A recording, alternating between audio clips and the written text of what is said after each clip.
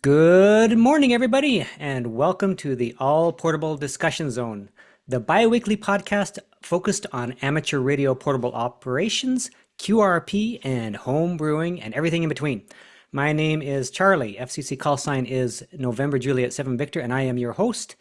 If you enjoy the show, you can find us on all major podcast platforms, as well as YouTube and Discord, and we'd love to hear from you. So you'll find some links below in the platform on the platforms if for any resources that we talk about and any items mentioned today in the episode, we'll put those in the show notes if there's anything that comes up so that you guys have the resources. Joining me today is our guest, Brad, KA9JDE. Brad, welcome to the All Portable Discussion Zone. Tell us a little bit about yourself. Thanks, Charlie. Wow, I have lots to tell. Yeah, I'm sure you do because, and I know a lot of what you have to share because we're great friends now, aren't we? We are. Oh man, Charlie, I am so thankful to both you and Brian. We'll get to that a little later. My two SOTA mentors and Elmers. Thank you. So a little bit about myself. Okay, so first licensed in 1980. Many of you probably have not been born back in 1980. First licensed in 1980 as a novice. And when I did that, it involved me getting in my car and driving to a extra class ham W9 RF of all call signs. And he was an extra, and you'd sit in front of him, and I had to answer 10 multiple choice questions, I believe. And then I had to prove that I could copy 5 words a minute of Morse code. And I walked out of there and I thought I was on top of the world. It was so awesome. So I'll tell you a little bit more about that later. I'll keep it short on the intro, but basically I go back and forth between our home in Wisconsin and our home in Gold Canyon, Arizona. I'm out there about every 4 to 6 weeks. I always say I'm not a snowbird, I'm a confused bird because I come along. Um, and I am a recent SOTA Summits on the Air mountain goat, June of last year. So I've got some stories Yeah. about to share with you. Yeah. Um, Congratulations, by the way. Thank you so much. I am active in two out of the four radio clubs that I belong to, one out in the Phoenix area and three in Wisconsin, but two of them I'm pretty doggone active in. I'm active in emergency communications, and I've done some mini D expeditions over the years. And I'm a scuba diver and a global traveler with my wife. And lastly, I have been heavily mentored through the Arizona SOTA community that I'm so thankful for. A few stories on that a little bit later. For Back to sure. you, Charlie. Good, good. Well, I think some people also might be interested a little bit in some of your background as far as your career goes. I always ask people about that because sometimes it's pretty interesting, sometimes not, but everybody likes to kind of hear a little bit about some of the, professional background and kind of where you're from and all that a little bit. You can share a little bit of that? Sure. I was a financial advisor for 35 years with the same firm the entire 35 years, which rarely happens. And then later in life, I became a co-owner of a large animal hospital with my wife, who's a veterinarian. We're both retired now. So obviously we love pets, and the most we ever had was 6 dogs and 3 cats. There you go. Awesome. Good. All right. Well, so your early years in ham radio, I know that you have some stories there because you just mentioned one. Plus, in one of our drives that we'll probably talk about when we were driving up to the Navajo Nation, you were sharing some of the stories with me, and so dive into that a little bit. When were you licensed, for example, and a little bit So, about your journey? so first licensed in 1980 as a novice, and many of you don't know about novice class licenses because we don't have them anymore. But bottom line is, I got the novice ticket, my current call sign, and I spent 2 years doing just Morse code because that's the only thing I could do. It's not like starting level today with technician class. I had no 2 meter privileges, nothing except for HF, very small portions of the band, and all I could do was CW. So got myself a 10 tech. Many of you have heard of that brand. Unfortunately, they're no longer in existence. Um, but a 10 tech Century 21, and it's about a 30-watt output, but it was way ahead of its time because it was solid state back in 1980. And so I got myself a straight key and I had learned Morse code. I wasn't very good at it. And by the end of 2 years with only doing Morse code contacts, I got pretty dang good at it and I was Oh, having a blast. It was so fun. what bands So were they mostly on? it was on 10 through 80. We didn't have the Workbench yet. Uh, Okay. yeah, so we hit those. And plus, we didn't have the fancy stuff we have today, like end-fed horizontal wires that work on dang near every HF band, many of them without a tuner. So I had a couple of homebrew antennas. I made a 40-meter dipole.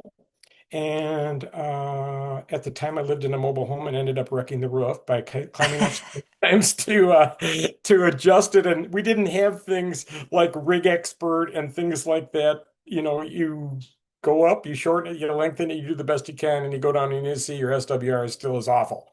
So yeah, I put a leak in the living room. That my Oh first one, no. not super happy about. Um, and I also made homebrew there's one of the dogs, obviously, a homebrew 15-meter. We were at a good point in the solar cycle back then. So I made a 15-meter rotatable aluminum dipole. And that was on a TV tower. So those are my two antennas as a novice. And then the person that lived there before we did had an 11-meter vertical. So when I upgraded to general, I could also be on 10 meters and I could use it for 10 meters as a novice as well. So that Genius. was pretty slick. Yeah. Um, so yeah, that was pretty cool. I mean, I still have a stack of QSL cards. I was able to do work all states on CW, and I know you guys are all into CW. And I'll tell you a little bit more about that as I speak about my general, but I actually had a lot of fun doing CW back then. But I am also really pleased that we can get a lot of really good people into this hobby with not having Morse code text. And isn't it cool that you make something that it's not a rule anymore and now more people want to do it? Isn't that I know crazy? it is crazy. It is. I mean, I've the popularity of Morse code has just gone through the roof, I think. I love that. I just think that's so awesome. Yeah. How did you learn Morse code? What did you do to learn Oh, it? back then, there was no YouTube, there was no internet, there was nothing like that. You could get some, I think we got like cassette tapes, and you could get a code oscillator, like a little kit from like Heathkit back then. And if I remember right, it could send random letters and numbers and things like that. So very different than today. And I don't know that it was a good thing that I had to have 5 words a minute because I think if you're trying to learn code, you're better off listening to it much faster, but with bigger spaces, rather than listening to it spaced out at 5 words a minute because you learn bad habits. That's just my thought. Yeah, yeah, for sure. So What else was there for your background? for my background, let's see what else. Let's see. Did you have a, let's see, when you were licensed to, that was, you just mentioned a minute about the 10 questions or whatever. That was when you were first licensed? Yeah, that was when I first licensed. Okay. So that was in 1980. And my interest in radio, strangely enough, probably similar to many folks, although it's not so common anymore, is in 1970. My big brother, had a friend that was a ham. He was a technician class, and he started talking to me about it. And then I started asking questions about CB radio.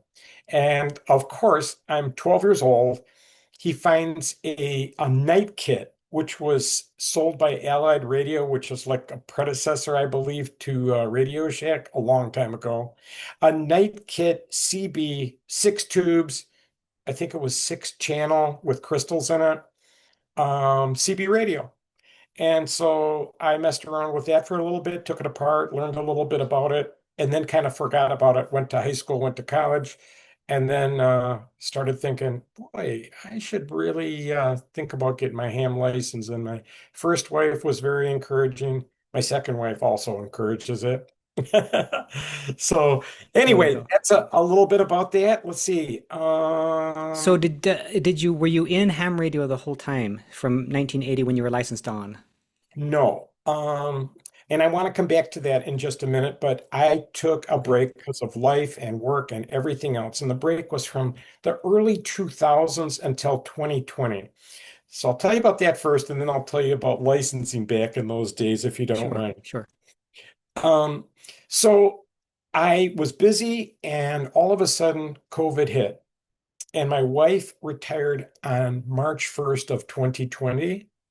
I was fortunate to retire 10 years ago, so I retired before her. But March 1st of 2020, think about that for just a minute when that was.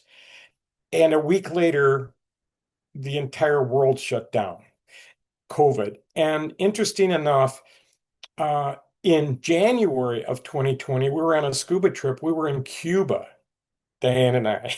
Think of what would have happened if COVID hit, everything shut down, and we were in Cuba. Oh my Oh God, my that would have been gosh. That would. awful. Yes. So we're sitting around doing nothing. We're both retired. We're both used to being gone and not together, except for like at night and on the weekends. And we're both stuck in the house for a couple months. Side note, I have a picture of the gas pump at a city about 15 miles away from here in March of 2020, and the price of gas was 89.9 a gallon because of Oh, cost of a barrel of oil was a negative number because nobody was driving. It was just crazy. So anyway, I go out to the garage and we've got a couple of outbuildings, and I go up into the loft and I was looking for something. I find this box that says ham radio on it. So I bring it into the house and I'm looking it all over. I'm showing it to my second wife. And she goes, you really should do that because this is probably a really good time to do that. So that's what got me back in. yeah. Yeah. So back to the story about getting licensed, if you don't mind. Sure. Sure. So after 2 years of being a novice and getting definitely better at it, I got to 15%, 100% copy. And actually, I was at about 18%. So I was doing pretty good. I mean, that's reasonable. Nothing like you guys, because you guys are much better at it these days. Thanks. Um, but I studied for my general class. So you folks that are newer hams have it really good because you can choose from going to a local in-person testing area if you like that, or you can go and do a virtual exam just about any day of the week. It's so cool. And during COVID, that's what caused all of this. So back in 82, I study my brains out. I get in my car. I have to drive 3 hours to downtown Chicago, park, go into the FCC office in the federal building in downtown Chicago. And here's this room full of people getting the Morse code test. And if you don't pass, you put your tail between your legs and you drive 3 hours back home, right? Yeah. So I was really gonna pass. You're So I did the motivated. 13 words per minute, got a perfect score on it, was happy as could be, did the written test, and I walked out of there feeling like I was $1 million. That was really great. And then back then we also had advanced class. So shortly thereafter, um, I had to drive down to Chicago again, 3 hours. And take just a written exam because we didn't have another Morse code test at advanced back then. But it really back in the day made a huge difference on how many frequencies, how much spectrum you had compared to a general class. It was like a big difference. Yeah. And back then, to get an extra, didn't have a super big carrot other than to be able to say you were extra because you got like 25 kcs extra on the bands. So like now you go from general to extra, it's a big deal. So back then, Yeah. advanced was a really big deal. So I was happy I got that. And that they're grandfathered. People that are original novices are still grandfathered. We had no code techs for a while. Everybody thought the world was going to come to an end when we had no code techs. And everybody thought the world was, not everybody, but many old timers thought the world was going to come to the end when we got rid of the code requirement Right. completely. And Yeah. boy, were they wrong. I didn't feel Yeah. that way. Yeah. They Yeah. were wrong. Cool. So anyway, that's the scoop on that. So I did test for my extra. Um, During COVID, the other thing that happened, it's like, what are we going to do? We're going to sit around here and look at each other for who knows how long. We had a trip scheduled to Iceland in May of 2020. And I said to my wife, I said, this will all be long gone by then. We're going, right? We had all this stuff scheduled. Yeah, well, obviously that trip got delayed for 2 years. Yes. Yes. So I studied a lot. I like to learn new things. And so I'll always pick something new. Right now, I'm kind of going back into the past because I'm relearning coding in a very old-fashioned way, but it's good to stimulate your brain with new stuff that I haven't done for a long time. Um, so long story short, I tested for my extra, and back then the only choice was to do a virtual exam. And back then, some of the VEs weren't prepared for that, and they weren't comfortable with that, and yet other VEs were. So I cleaned up the bedroom. I put everything under the bed. I followed every single rule as they're having me show all of the walls and under the bed and everything else to make absolutely sure, because it was very new, that I was not cheating in any way. And I did really well on the exam. And at the end of it, they said, "Hey, you want to be a VE with us?" I had been a VE as an advanced class back in the 90s when they first started the volunteer examiner program, but I could only test uh, novice, technician, and generals. Um, so they asked me, and I have been a part of a particular VE group. That the group that I'm in is out of Portland, Oregon. And there's about 50 of us across the country. And we test Monday, Tuesday, Wednesday, Thursday, and Friday. People sign up, and I've done 129 sessions. Now, I find it really interesting. You were telling me this on one of our road trips that the lengths that you go to make sure that somebody isn't cheating. yes. And you want to go over that just real quick, Well, or is it proprietary information? oh, no, no, it's not. I mean, you don't want people to cheat. And I think people in general really have good intentions. But we have caught two people cheating. And it just goes to show you have to think about stuff like that. And I think both of them have been banned from testing ever again with the FCC, the whole nine yards. So don't cheat in an exam, learn it and pass it. Um, but yeah, the bottom line is we give you all of the information, what you need to do. You can't have anybody else in the room. You have to have your cell phone put away. You can't have other monitors in the room, or they have to be unplugged or turned away from you. We have them do a 360 scan of the room. And we tell people ahead of time all of this. I have seen some really messy bedrooms. But it's great. Most people are really on top of it and really good. We try and make it fun. We try and have some conversation with them. Um, One of my good friends is a extra class, and he's about 13 years old now. About a year ago, he tested under me and the group for his extra class. And he's smiling from ear to ear. His name is Cameron, and he's a great kid. And how fun to be involved in that process for him. But it can be a little bit intimidating because we require four VEs to be present in case one gets sick or has to log out of Zoom or whatever. And then you still have three because we have to sign all the documents. Everything's electronic. We were so far ahead of the game because the FCC, the following business days, gets the all of the paperwork, and people would have their license the day after that, and people upgrading would have their paperwork the next day. It still is. It's so cool. But now many of the volunteer exam coordinators have adopted some of those training methods. The testing, whether you're doing in person or not, many of us use exam.tools, which is absolutely awesome. There's it's all done electronically. It's all random. It's graded immediately. There are no mistakes in the grading.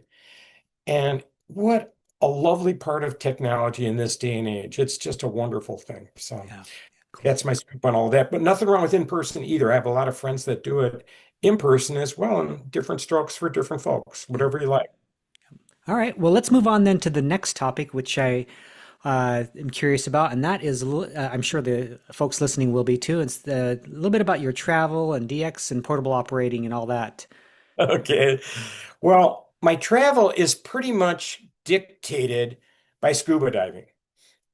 Because my wife and I absolutely love to scuba dive.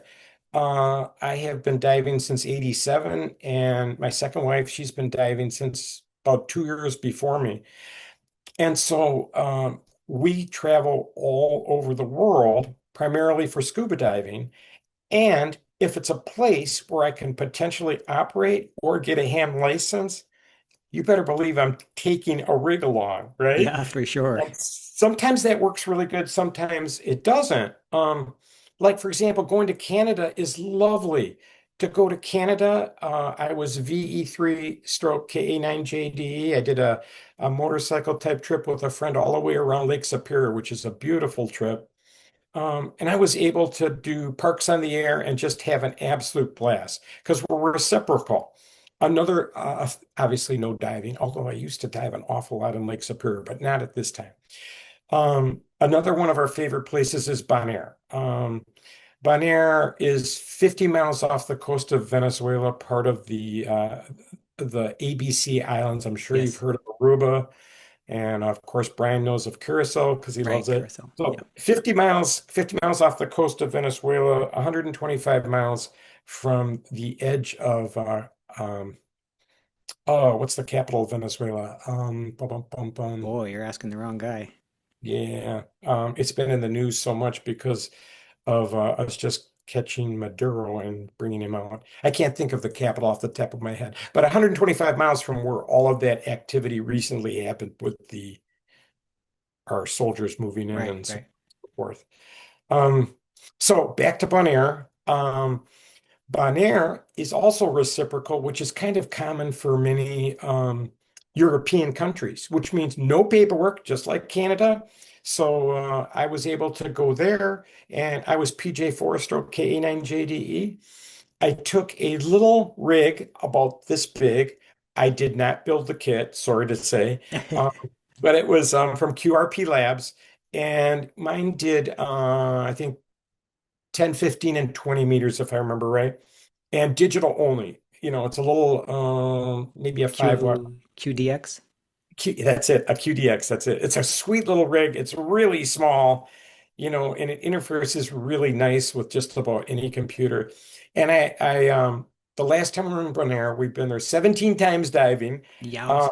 I'm sitting on the beach and I have my laptop on the beach, and we had finished diving, and my friends are getting ready, and I'm on there, and I worked Brian, W7JET, which he was thrilled, and I worked Eve, his wife, W7EVE. Granted, this was on FT8, but it was low power, and that well, from here it's about 2,500 miles, so it might even be a little further to Phoenix. Then I decided, oh, there is a park in a national park in the northern part of Bonaire. And Bonaire is a teeny little island, I'm telling you.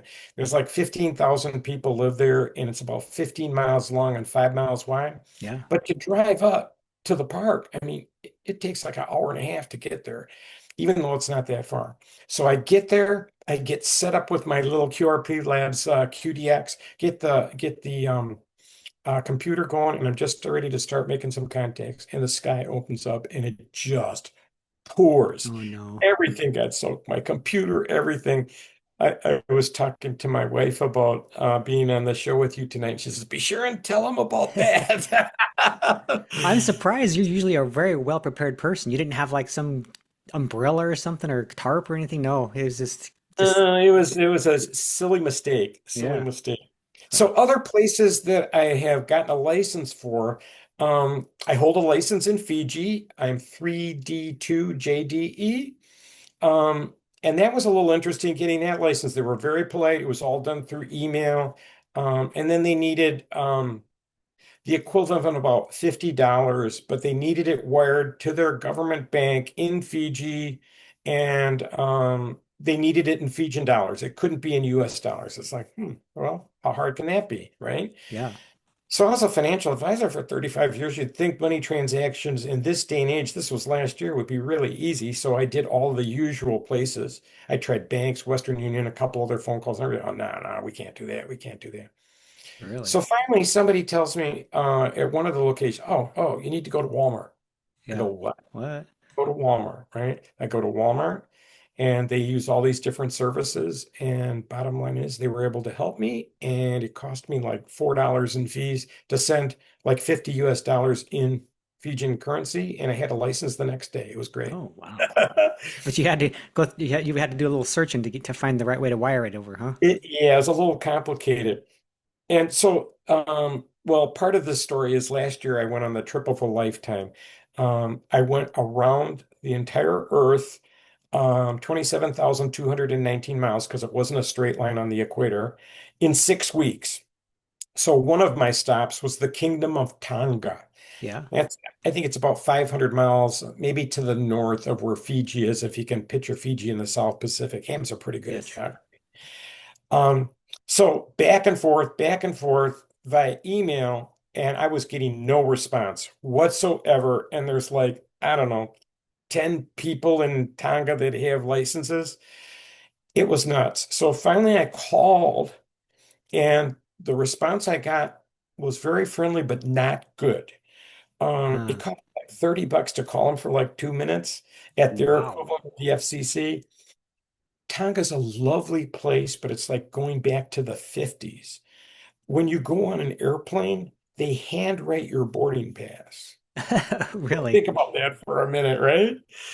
Anyway, they said, sure, bring your US license along, and all you have to do is come see us in such and such a city and pay us the fee, and we'll take care of it. I said, well, that's nowhere near where I'm going to be. And they said, well, that's the only way we can do it. We don't do email, we don't do mail. You got to come to the quote unquote Tonga FCC license in person. So that nixed that. Yeah. Uh, Too much out of uh, your way. Australia was great. VK3 stroke KA9JDE. That was good. And I also I only had like a 1 year call sign. Um, I had a call sign in the Maldives. The Maldives is another place that is pretty easy to get a license. They were very helpful. I had a license within 48 hours. It was amazing. Now, the thing is, for the US, it's not exactly a really easy place to get to. Even using things like FT8, because if you know where India is, and most people do, you look at the point, the bottom point of India, and it points a few hundred miles to the south, and the Maldives is a gazillion isles over a very long distance, but it's in a part of the world that is tough to work. Um, no matter what mode you're using, probably good to use like CW, even FT8. I was able to work a lot of countries from there on FT8. I did not have a rig that I could do voice on. So this last trip that I was talking about, after being in Fiji, Tonga, Australia, the United Arab Emirates, and then I got to Egypt, where I've been before for scuba diving, I actually had an FT 891. Side Okay. note, I have two of them. I have one here in Wisconsin for POTA and a little bit of SOTA here. And I have my one that is just beaten from doing summits on the air out in Arizona. Yeah. So I thought, it's probably going to get confiscated somewhere along this trip, right? So I brought the one from uh, From Arizona. yeah, I brought the one from Arizona back here and carried that one all the way around on that trip. So I was able to do some sideband. Again, I worked both Eve and Brian from Fiji. That's like a Brian calls it a chip shot. Yeah. Yeah. Yes. Australia was tough. I was on sideband doing POTA, and that was really tough. They actually, the guy ahead of POTA had heard me, and he had emailed me like a day or two later, and he says, "Man, don't try doing 20 meters in the afternoon here. It just isn't going to happen." Oh So, no. and no using it at all. Zip zero nada in Egypt. It's forbidden, and little Garmin GPS is there forbidden. All that stuff is forbidden. Oh wow. So no, you didn't get to even operate then. No, I couldn't operate. And I knew that ahead of time. I knew that was going to happen. So Yeah. Well, anyway, so your trip around the world when you did that, that was pretty much all your operating was in on FT8 then, or except for the little bit of sideband you did? yeah, I was doing FP8. I did sideband while I was in Australia. Yeah. I did FT8 in Fiji mainly because it was limited time. Like I said, the trip was for diving. And people would see me. I mean, we were on a private island of 35 acres, and that took another flight from the capital of Fiji, an hour and a half flight, about 3 hours in a van, and then a water taxi to get to this 35-acre island. And there's a total capacity of 12 people on the island. They've never had 12 people there. We had 12 people. Oh, wow. And so these little huts are all along there. And I have my link dipole set up, and everybody's going, "What are you doing, man? What are you doing?" They were just so curious. You're so It was used to that now with SOTA, though, right? You're like, Oh I can. yeah, definitely. But it's just fun doing that from Fiji. That would be another fun place to go back to, and might go back there because obviously I have a license there already. So the hard part is done. I just need to keep sending them money. Yeah, yeah, for sure. Tell me, what was one of your most interesting contacts on that trip around? I mean, obviously, it was cool to get to Eve and Brian. And any others that stood out? Let's see. Trying to remember if there's anything else. I mean, So, who were you working mostly when you were like? I mean, you were just probably more local people or near. no, no, actually, I was primarily on 20 meters. And when I was in Fiji, I think I worked about 12 or 13 countries, if I remember right. But I worked a lot of people in the States. Did I you? mean, Huh. yeah, it's just on 20 meters, it's a pretty good path getting to Fiji. Australia, not so much. I should have tried FT8 Yeah. there as well. I should have tried a different band as well too. That would have been smarter. I was limited to I had 10, 20, and 40 on my link dipole. So I probably should have tried 40 meters. That might have been better because then I probably would work some Australians. And when I was in the Maldives, I was using 20 meters and 40 meters there, and I was getting lots of Europeans, So that's primarily who, but Okay. um, nobody else really was Yeah. special other than folks that I normally would see. Cool. All right. Well, that's still a really cool trip, and I mean I mean just a drop in the bucket of the number of times you've been overseas, though. So but that was the biggest. I remember talking to you after that trip, and you're like, "Yeah, I think I'll stay home for a while." Well, it's funny you say that because I looked. Let's see, did I write this down? I looked earlier. Oh, yeah, here it is. Out of 365 days last year, I was gone 173. Oh my gosh. And out of that, 90 was in Arizona, Hmm. um, and 73 was outside the US. You're a So, world traveler for sure. You give the you define that, don't you? well, it's fun to travel. It Yeah. is. So, All right. Well, let's go on to the next segment, which is a little bit about your ham radio service and how you some things that you do that you're involved in the ham radio community with. Anything? boy, okay, yep, that's a good idea. Right now, I am heavily involved in the two clubs up here in Wisconsin, and I alluded to it before. One of them had a website that no one had touched in 10 years. And the guy that set it up is an IT professional like you, Charlie. Really smart guy, did a great job on it, but it never was updated in 10 years, which is kind of like a flash from the past when you see it, right? For sure, yeah. And lots of things have changed and so on and so forth. So they've asked me to help out with that. So um, I knew HTML programming, which was popular a zillion years ago, and a real pain in the patoot to do because this other club that they've asked me to help bring their website up to date and modernize it. I'm the one that wrote the original code with my son, and I did it Oh, way back in the early internet days of like the early 90s, late 90s kind of a thing. So the HTML, it's been 25 years since I've been doing that. So I relearned the code. It came back pretty quick. And so I'm still doing some of that. One thing we have now that's really, really nice is we have AI and we can take files and say, make this change for me without me having to type in all yeah. the code. And It's that's good at nice. that.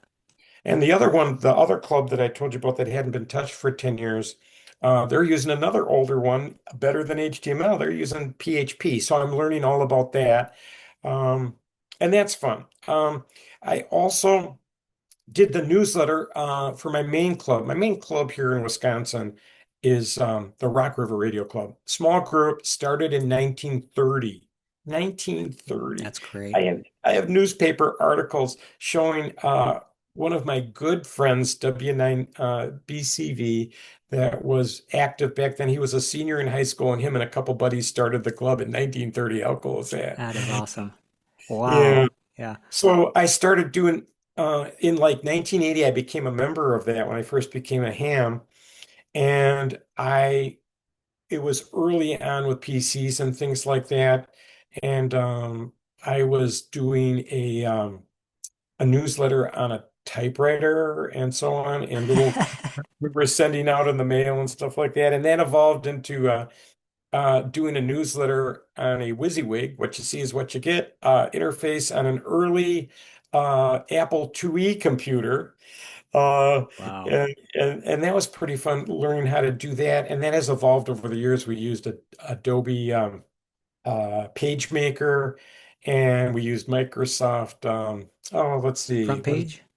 Front Page, which is going to disappear next year, or this year it's going to disappear. Yeah. I'm surprised it's still around. Me too.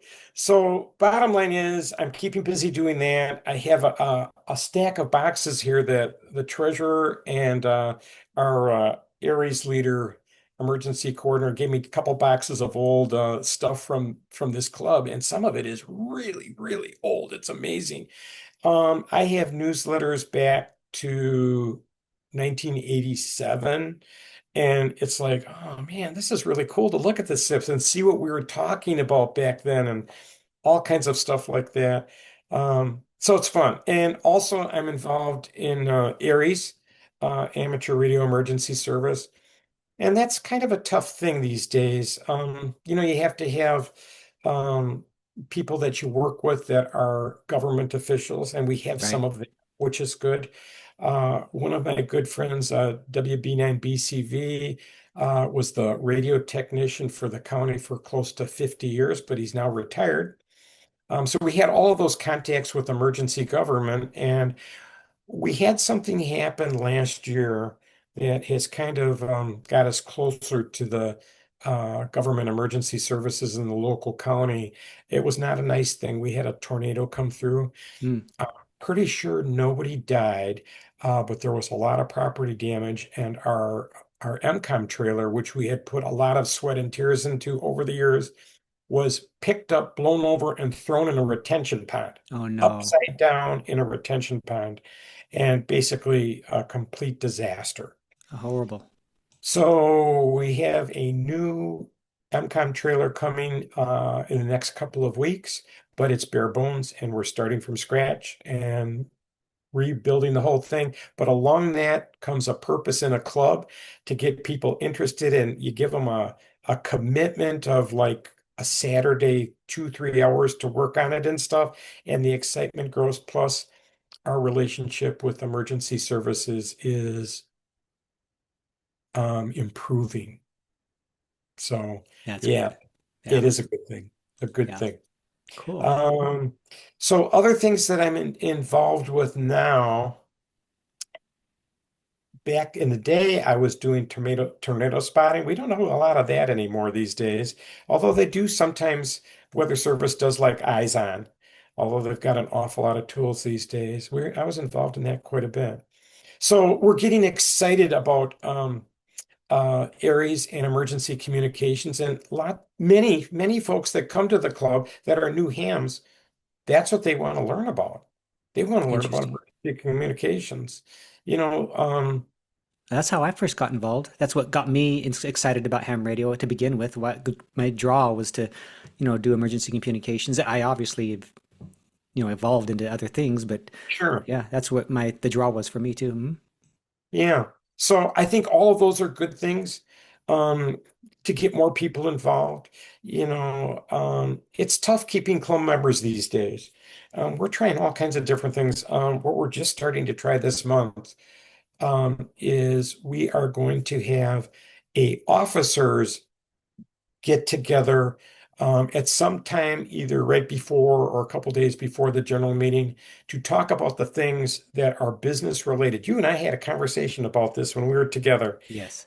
And to get some of the business things talked about at least, so that when you bring them up to the group, the hope is that the officers can make a recommendation, people can answer questions, and you have the answers to those questions. So we're actually going to try that. We're going to try that this weekend Yeah. and we have our meeting next Tuesday, and we'll probably learn stuff from it and see where we go from there. Hope it works out. I hope so too. It's a tough thing, tough thing you want everybody involved in. We never vote on anything or anything like that, but at least get a starting conversation about some of these things. Yeah. Back to MCOM for a minute. One of the things that I have at my location here in Wisconsin is I have a 50-foot tower on a trailer that belongs to the club, and my antenna, my coax, and my gear hooked up to it. I have a WinLink node Uh-huh. that does VARA FM and packet WinLink. And basically, the cool thing about that is I live about 40 miles away from the area, Dodge County, where I'm a part of the Aries group. So, for example, they get hit with a tornado or so on, like they did last year that destroyed our MCOM trailer. Um, it's not that hard to hit my node from there and to get emails out and so on and so forth. If you don't know about WinLink, watch some of the videos and learn something about it because it can be a really, really useful tool. And it's not just email between hams because I can send emails uh, to people with Gmail, so on and so forth.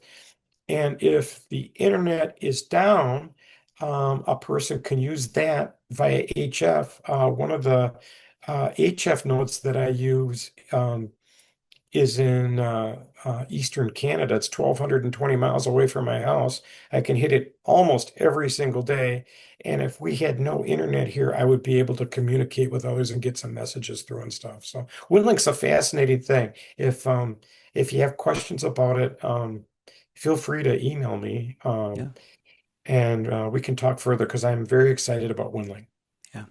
So you have all kinds of things then. You've went down a whole list of things that you really love to do. Wait a minute. What are you drinking?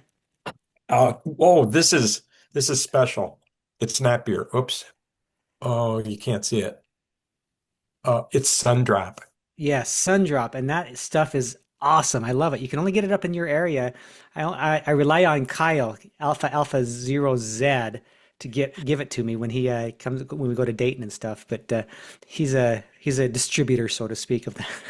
It's funny because my dad grew up in a town called Embarrass, of all names, Wisconsin. It's like 300 or 400 people. And about 10 miles away is Shawano, Wisconsin. That's where Sundrop was invented, and it's still there.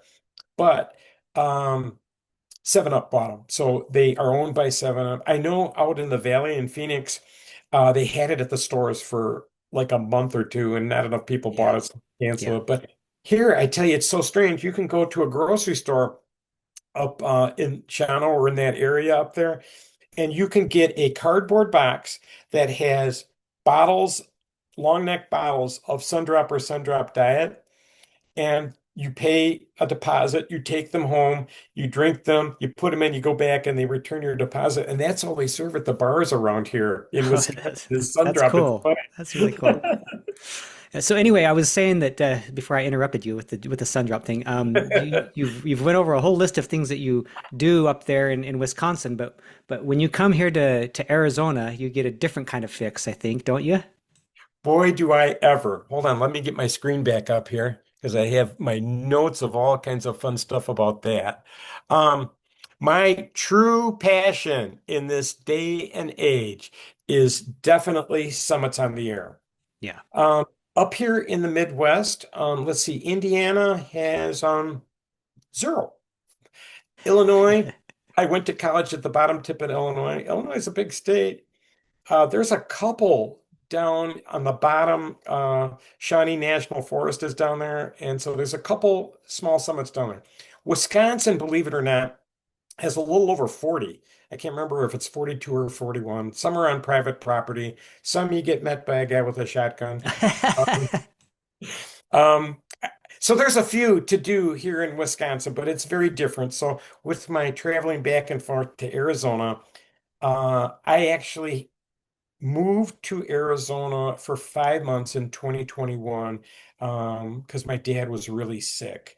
And we had our house up there, brought him home, and took care of him for 5 months. And if any of you ever have to do that sort of thing, that's what you do for family, but it's Right. also very tough to do, especially being away from my wife for 5 months during a time when travel was somewhat frowned upon. So I needed something to do, and I've always loved to hike, and I once again loved ham radio again. So I started thinking, maybe I can work something out where other folks, my brother and sister-in-law and other helpers, could take care of my dad in the morning, that they could take care of him in the morning, and I would have maybe like 4 or 5 hours to do SOTA. So that's what I started doing. Sorry about that. Let me get rid of the sound here. That should take care of it. Okay. Um, and so I would find summits to do. And the first one that I decided to do, all I took was an HT along Yeah. and Flatiron, which is Superstition Peak North. Anybody that knows the Superstition Mountains, it is like the most beautiful area on the east side of the Phoenix Valley. And I live pretty much at the foothills of there when I'm out there. So it takes me like 5 to 10 minutes to get to a trailhead. And so I did that, and I had done it once before, and it was challenging. It's a challenging hike. To say the least, it's a tough hike. It's a tough hike. What a first activation. No kidding. But it was my second time up there, so I got up there, and you have to get all the way up to the top, yada yada. But people think of it as Flatiron, but it's right next to Flatiron, up a little bit higher. And I used my HT, and that was my first SOTA activation. And I was smiling from ear to ear. So then I was hooked. And then the next time I went, I did Turk's Cap. And Yes. Turk's Cap is another challenging one, and it's only a two-pointer. Um, and so I'm up on Turk's Cap, and I worked you, Charlie. That's the Right. first time I ever heard your voice. And I think I was maybe like the third person. I think, were you and Sandy up there first? I can't Yes. remember. Yes. I Yeah. was So Sandy and I were the first.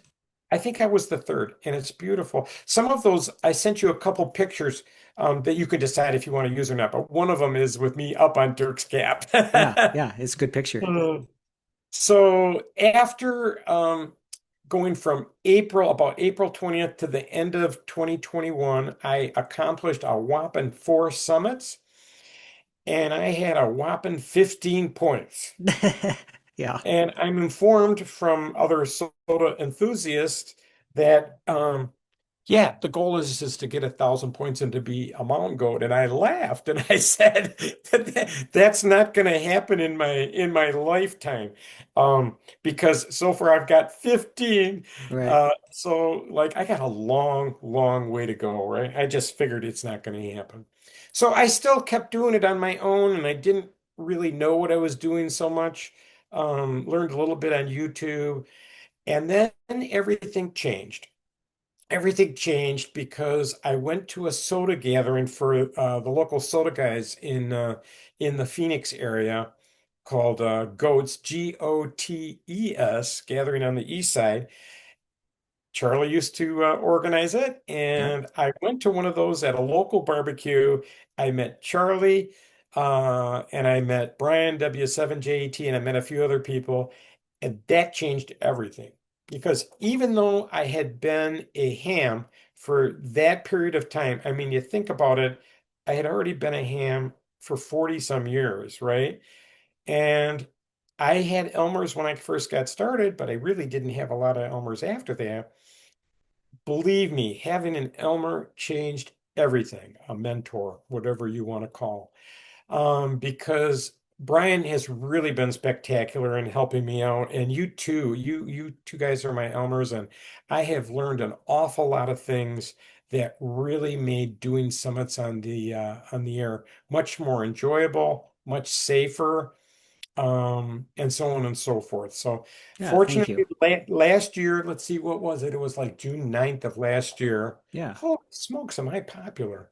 A lot of text coming through. Sorry about that. Last year in June, I think it was the 9th of June, I made it 1,000 points. I did 319 points alone last year, primarily almost all in Arizona. And yeah, it feels It, good to have completed that goal. So now I'm kind of switching gears.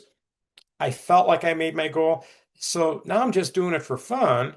And what I really like to do is to go with someone that hasn't done it or hasn't done it much and pass the wisdom that you two guys passed on to me and share it with them. That's awesome. That's a great way to do it. Yeah.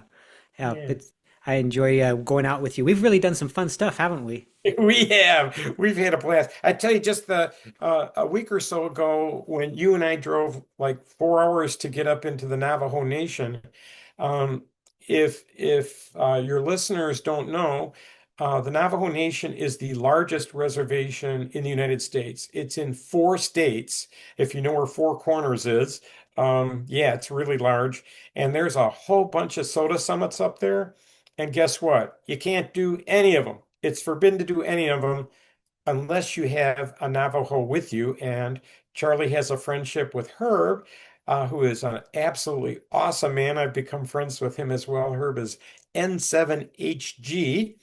And he loves ham radio and he loves doing SOTA summits. So I got to do 2 SOTA summits that were extremely rare for the folks sitting at home that are looking to rack up points for working folks on SOTA summits. So we just had a blast. Yeah, it was great. It was a great day. It was not near as cold as I thought it was going to be. It was actually I had to take off my coat on one of the on the second activation, right? And then we got blown Yep, off the I tell mountain. you, it was surprising. And so then I come home last Friday, I come home to Wisconsin.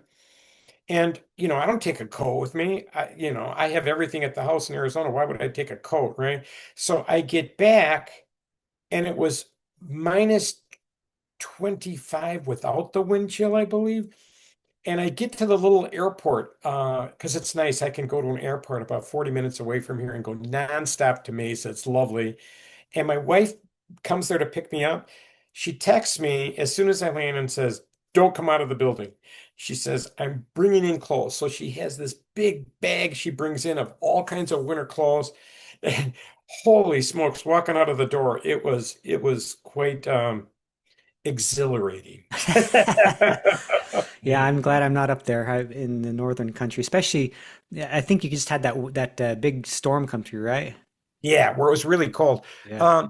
Right now it's 2, and the wind chill is about -6 right now. And um, it's been getting just crazy cold. And then you put the wind on top. It's like I don't even want to leave the house. I Yeah. really Yeah. don't. Cool. Let's go ahead then. It's been fun talking about soda. Let's talk a little bit about some of your lessons learned and a little bit about some of the skills you've acquired because I know you have some really interesting stories that a few people might be interested in hearing. Okay, I'm going to keep my eyes on my notes because I've got quite a bit of them. Um, Lessons learned. Let's see. Let's start with Superstition Peak South. Okay. Um, Superstition Peak South is the most prominent of the Superstition Ridge line. There's a couple that are taller, far behind it, back into Tonto, still in the Superstition Mountain Range, but it's what most people regard as the most visible. Yeah. It's 5,057 feet. Those of you that are in Colorado think, well, that's not much, but I tell you what, it is one nasty, nasty hike. I know Charlie's been up there in the past, and you really earn your SOTA points on that one. Let me tell you, it's a 6 pointer, and it was when I did that one, it was Halloween or Halloween weekend a couple of years ago. Well, at least you I chose it in had, the fall. That's good. yep, that was one smart thing. Yeah. So I started right at sunrise, and that time of the year the days are shorter. That's a bad thing. So True. I um I figured I'll start at sunrise. I'm going to allow 7 hours, have a little bit of an activation on the top, start going up. Part of the trail I'd already done. The second part of the trail, getting up to the ridge line, I'm going to say trail is a very loosely used term because there's Yes, much of a trail. it's true. And you're going through all kinds of brush and everything else. So I finally make it to the ridge line. And then from there, I'm walking around the ridge line. The views are absolutely stunning, and I'm smiling from ear to ear until I get to where there's a cairn, a little trail marker, and there is a crevice that is pretty much straight up. I'm not a good judge of distance, but I'm looking at it and I'm going, I shouldn't do this. This is not good to free climb. In my opinion, because I have done some technical climbing years ago, it's like this would be really stupid to do solo without having a harness and ropes. And so I spent 2.5 hours looking for an alternate route. No kidding, 2.5 hours. I should have canceled the activation right then. I should have said, this is dumb. Don't do this. So what do you think I did? You didn't do it. No, I climbed up the crevice, which was not good, but I did, and I was fine. Going down is harder than going up, obviously. So now I'm really late, 2.5 hours, right? So I get up to the summit, and it's nasty to get up there, and I'm just loving the view. I got up there. I knew I didn't have much time. All I used was my HT. That's all I used.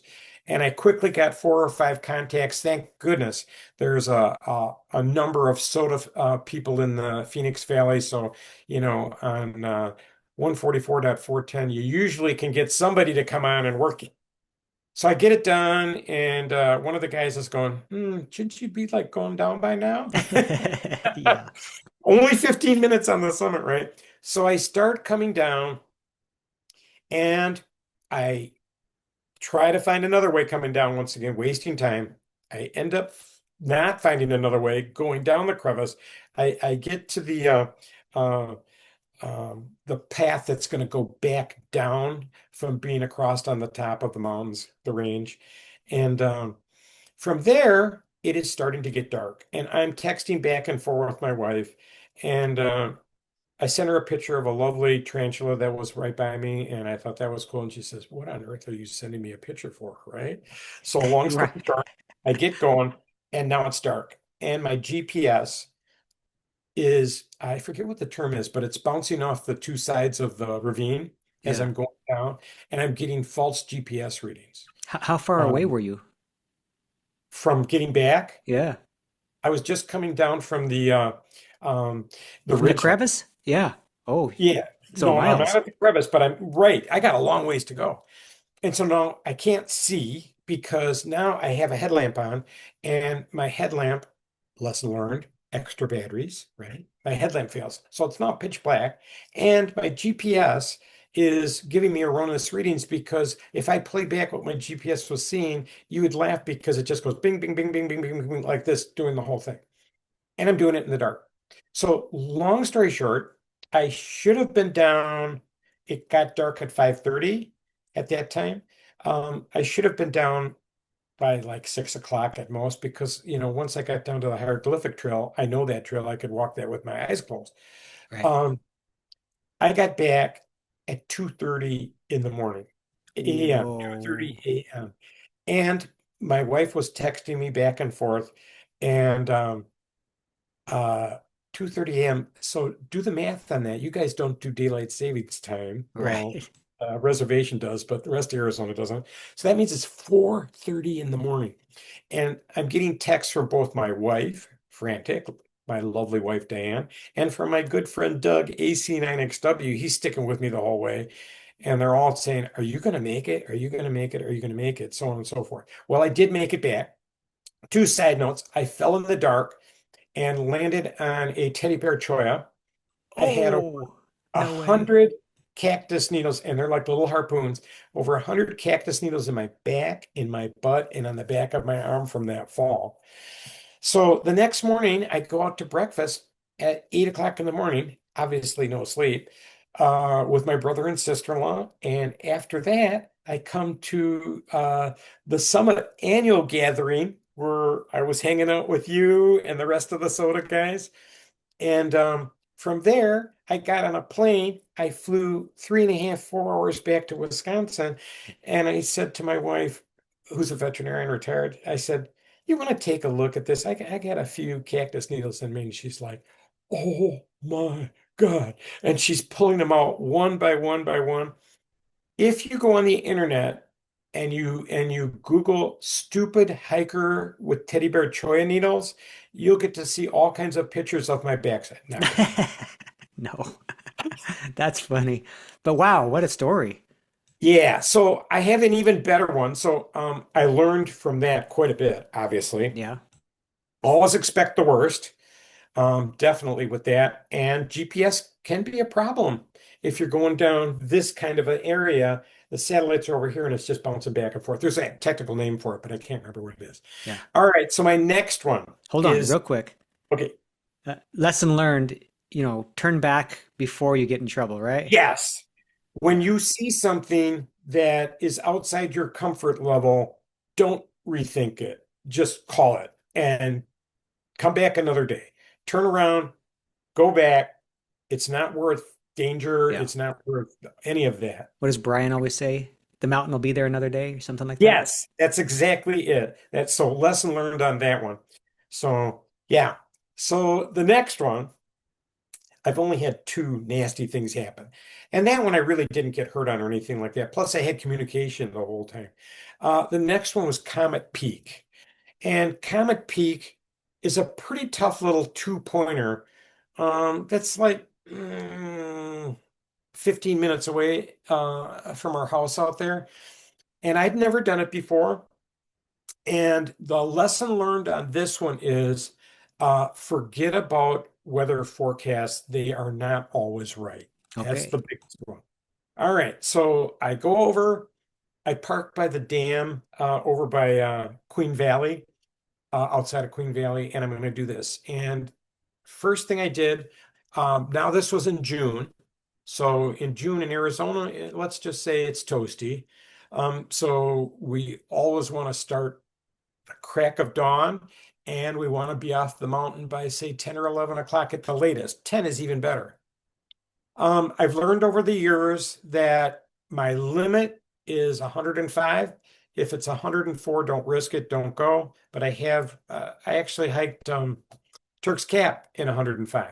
Is it tough? Yeah, but you drink lots of water, you're really careful, so on and so forth. So back to Comet Peak. So I've got plenty of water. I am ready to go the night before. I always take everything out of my pack laid out on the bed, go piece by piece by piece, and make sure I have everything I could possibly need for that particular summit. So I oversleep. I oversleep. Oops. And instead of waking up at 5, I woke up at like 6, and I got to the bottom of the summit at about 7. I should have been there at like 5 or 5:30 at the latest, right? So I'm Because of the scaling because of the heat, right? That's why. because of the heat. Yeah. Yeah. And it's pleasant right then. And the forecast for that day, the forecast was for 102. And you folks that don't live in Arizona, that maybe sounds brutal, but the forecast was for normal humidity, which is in the 10 to 15%, really dry out in Arizona. So I felt very good and very confident. Um, so I start skedaddling up, and it's a good amount of hike up there, but I get up to the top, but I got a late start. Um, I get up to the top and I set up my HF gear, and I'm working hams all over the country, talking to all kinds of folks, because usually when I do summits on there, I almost always do sideband. And I'm even talking to some of my friends in the Phoenix Valley. Some of them were on like 20 meters or 40 meters because it's line of sight. Some of them were on 2 meters, and it was going really great. I made a nice video. I like to make videos for my granddaughter, and so I'm doing that. I do picture in picture so she can see me when I'm talking about where I am. And then I'm going to start heading down, and it is about noon.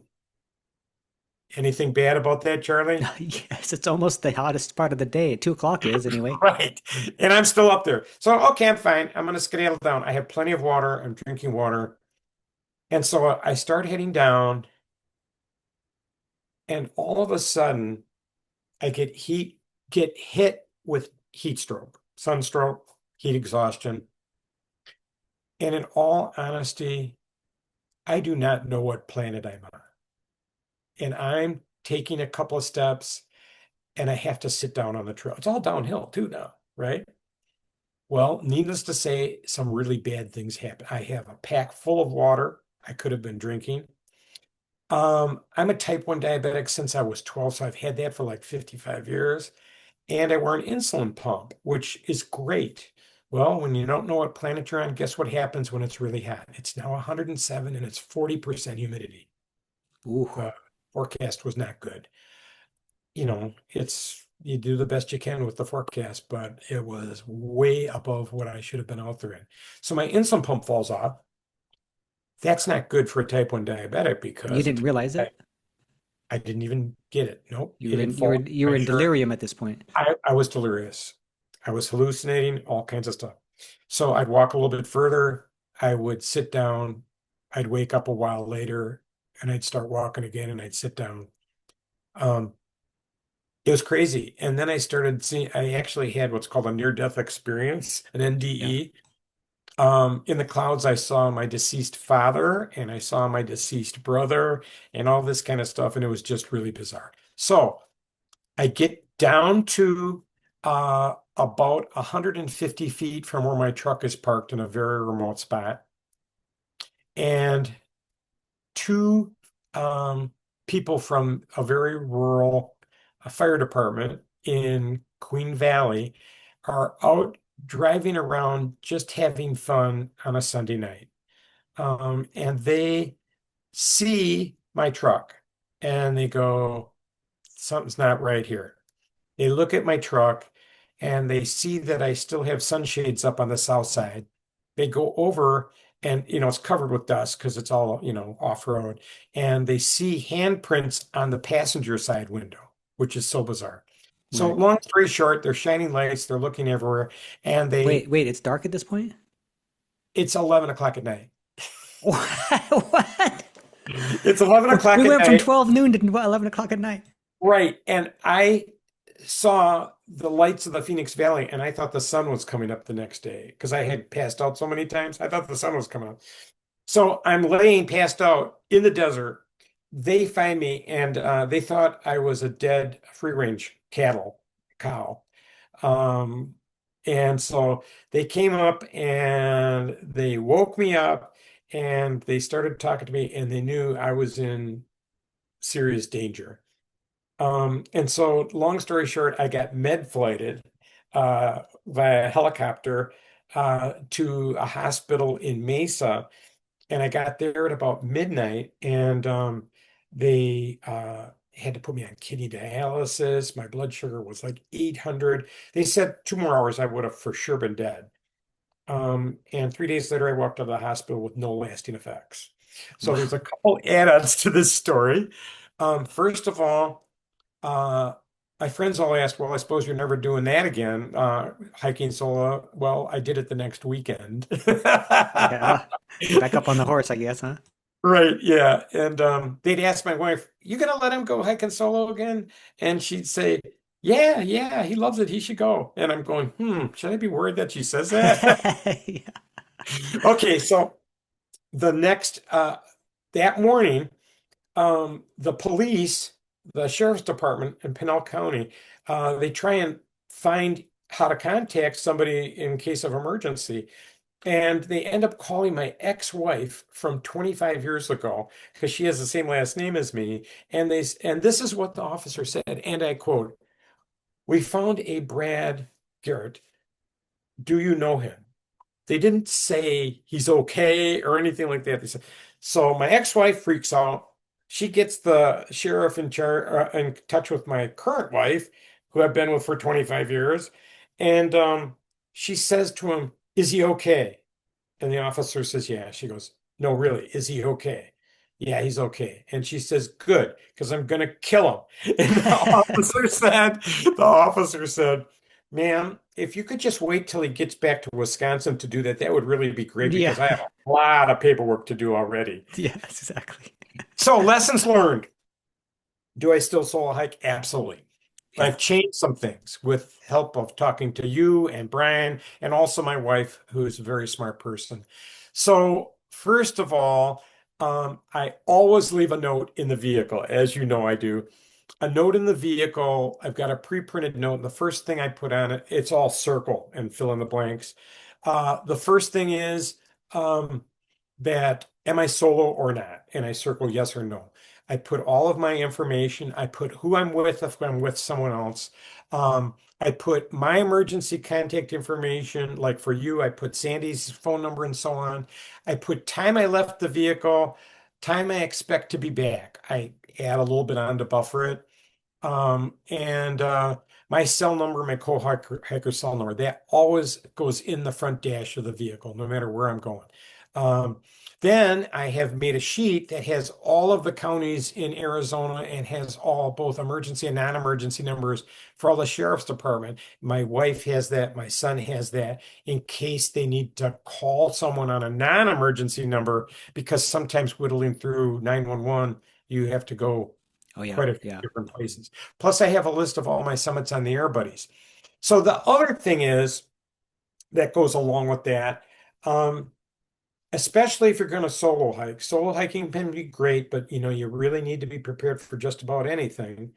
Um, is cell phone service is you just can't count on it. There's an awful lot of places in the Superstition Mountains that there is none. correct. What's cool now is I have a certain carrier where I was in the beta test for testing Starlink from their from the cell phone, and you know what? It works sometimes. It doesn't work all the time. A cell phone is designed for talking and things like that. It primary purpose is not GPS. So I use a Garmin device. There's lots of them. I started with an InReach Mini, which is only about this big. I now use a Garmin 67i. They have antennas that are made specifically for GPS and for texting back and forth with Iridium satellites. So pretty much they have coverage all over the planet. And so I carry with that with me at all times. And I also have it. I send a text sharing my location. If I have cell coverage, great. If I have satellite through Starlink, I send a pin of where I'm at, where the truck's parked, when I'm at the summit, and when I get back. And I also have my Garmin send a tracking beacon every 10 minutes so that my wife can all see where I am. Well, one question is, well, what about APRS? APRS is really cool, but APRS is hit and miss. If you don't have an APRS digipeater, it's not going to work. So I'm a firm believer in if you're going to do solo hiking, having something that is specifically for satellite texting and specifically for GPS. Yeah, Um, that is about it on my near-death experiences and crazy hikes. yeah, Most of them are not that way. yeah, yeah, yeah, for sure. We're getting near the end of this interview. Actually, we're a little over now, but we can. Oh no! I know we still got a little bit to cover. So why Okay. don't we do this? Let me turn it over to you for any other advice or any other things that you would like people to know about SOTA, and then we'll circle back around and see if there's anything else that you want to say. Boy, if you like the outdoors, Parks on the Air is awesome. Yeah, If you really like hiking, Summits on the Air is the one to go to, and that's my passion. It's fun to do POTA, especially like right now here in Wisconsin. It's really cold. I have a POTA site that is 2 miles from my house, and I live in the middle of nowhere. I can drive down there, leave the engine running, sit in the car, and be warm and activate a POTA site. But if you really want to get into it and really get a lot of exercise and stuff, Summits on the Air is definitely a very fun experience to put ham radio towards. I have just fallen in love with it, and I'll do it as long as I can.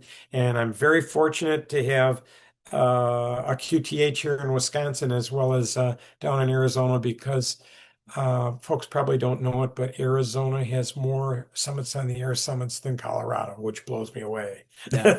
We can't get to them all, but yeah, yeah. That's right. Yeah. What Um, advice would you give somebody who wants to get into portable operations? Is one question, and another one, real quick, is what gear do you use? oh, okay. Um, get an Elmer. Because if you're going to do portable Parks on the Air, folks, there is a lot of Parks on the Air people. and many of them enjoy operating portable. They don't all operate from inside their vehicle or whatever. So they can provide you with a lot of tips. The difference is, well, there's quite a few differences, but one of them that's pretty important is you can't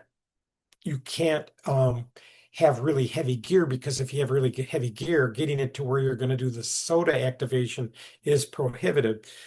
Like for example, for me, thanks to Charlie, I have a lovely pack that is perfect for SOTA.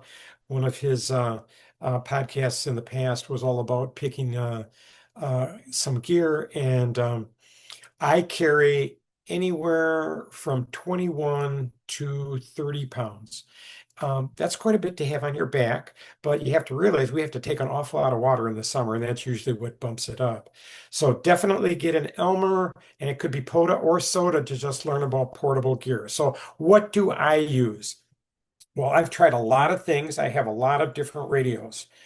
Um, if I'm going to do FT8, which isn't that often, or if propagation is pretty decent, I take an ICOM 705. I really like the ICOM 705 a lot, probably because I have an ICOM 7300 as my base here in Wisconsin. It's very similar operating it. It's 10 watts, so it's not a lot. So you have to have good propagation. Good propagation, 10 watts will work just great. So-so propagation, 10 watts is going to be tough. So my primary rig, yes, it's heavier. It's not a lot different in size. It's a different shape. Is an FT891 from Yaesu. It's pretty much bulletproof. I've dropped mine. It's been in gravel. It's gotten wet. I shouldn't say that because if I ever sell it, you won't want to buy it. But an 891 is great. Plus, it has the ability. There's no bells and whistles. It has the ability to do up to 100 watts. And if propagation is not good on the particular day that you climb up to the top of a summit, you're going to be happy to have some extra power to bump it up to 20, 50, or even 100 watts, especially if you're doing sideband. Yeah. Other stuff that I take along as far as gear, I have tried just about every antenna in the last 4 years that I could have for SOTA. I've tried verticals, I've tried loops. Uh, I have tried a lot of different stuff, a lot of end feds. There's some pretty nice end fed horizontal wires out there. Some of them are kits, and those work pretty good. But like Brian W7JT always says, hey, you're using half an antenna. Yeah. So a counterpoise is kind of important. My good friend Dale WB980B has been a ham since electricity was invented, and he always says, have a resonant antenna. Yeah. So I, after all the experimentation I've done, my primary is a link dipole, thanks to Charlie and Brian. And I've made several. I've made some for friends. They're not hard to make. You get them tuned up. They're light. They're easy to deploy. They have taught me so many ways to make it easier, even how you wind them and throw them so that the wires expand.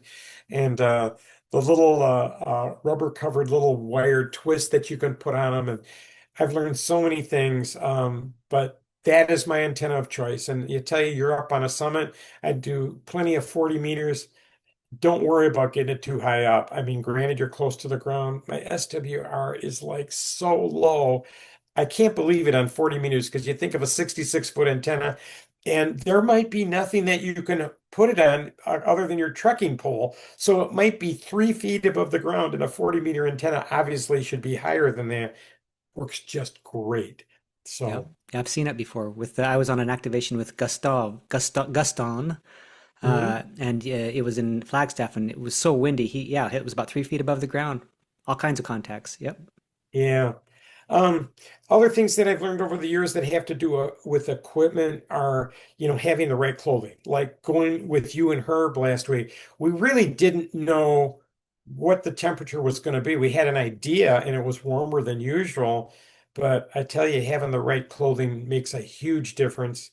Brian and I once out on Iron Mountain, the forecast, it was like 5% chance of rain. It was something silly like that. It was really, really low, as it usually is in Phoenix. And we drive all the way out there to get to Iron Mountain, and we're like three-quarters of the way there, and all of a sudden it starts hailing, it starts raining, it starts snowing. We were not prepared for that. And Yeah, so lessons learned, you got to be prepared for just about anything and have as lightweight of stuff as you can. Um, so that's the best advice I can give. Get out there, great. get a good mentor like I was fortunate enough to do with Charlie and Bran, and enjoy the outdoors and have fun. Perfect. All right, Brad, we're gonna I guess cut it off there. I know you could go on and on. I don't talk much to it. You don't talk much, yeah. What's one thing I've learned, if you go on a road trip with Brad, that you won't have to, you can be a listener you don't need to be a talker for sure. I break one of my rules. I sometimes would say, "Hey, God gave us two ears and a mouth for a reason," but I obviously break that all the time. Yeah. All right, Brad, I really appreciate you doing this interview. You're a good friend. I appreciate you being a good friend as well, and look forward to more activations. We're gonna cut it off here, I guess. I Perfect. appreciate you being here. Stick around after we close, and we'll talk to you on the other end. But thanks to everybody Perfect. for joining this episode of the All Portable Discussion Zone, and I hope you enjoyed this. And 73, everybody. 7-3.